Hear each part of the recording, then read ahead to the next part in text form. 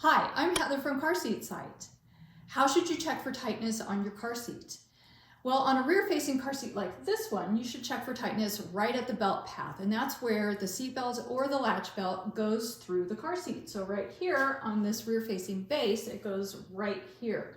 So I'm going to grab with my non-dominant hand, which is my left hand, and I'm just going to give it a handshake. You want it to give, like you're going up to somebody and saying hello. So I'm just giving it a wiggle like this, and it's nice and tight. It moves less than 1 inch, and that's how we want to check, is less than 1 inch like this. If I go further away from that belt path, it's going to move more because there's nothing holding the car seat, for instance, down here, up where the child's head would be. So it's going to move a lot, and that's okay. So where we want to check is right here again at that belt path. And the belt path is closest to where the vehicle seat back or where the vehicle seat belt is going to be. So nice and snug right here. Let me show you a different car seat, like a rear-facing convertible or all-in-one. For this rear-facing convertible seat, I'm again going to grab it right at the belt path where the seat belt or the latch belt goes through. So right here, I'm just going to grab it and give it a handshake, and you can see that it's nice and tight right here. It's shaking my car, so it's super tight.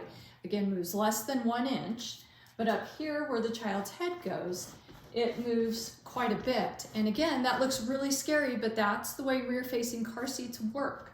So it's going to move a lot because there's nothing holding it down. That's okay. Come again right here to the belt path, and it's nice and tight. And the same with forward-facing seats. We're looking right at the belt path. So this way I have it installed with the seat belt. So I look right here at the belt path. I grab and try and give it a shake with my non-dominant hand. And this particular car seat definitely moves less than 1 inch. Again, it's nice and tight. And if I go farther away from the belt path, it's going to move a little bit.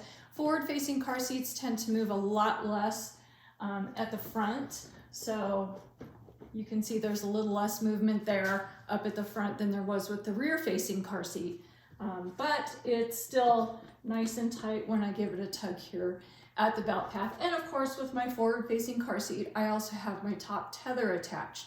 That's a very important part in a forward-facing car seat installation, is to always have the top tether attached. It keeps the head back for the child 4 to 6 inches, and that's a huge amount of space when you consider what's going on up here between the front seat and the back seat. So that is how you check for tightness in a rear-facing car seat and a forward-facing car seat. Thanks for watching.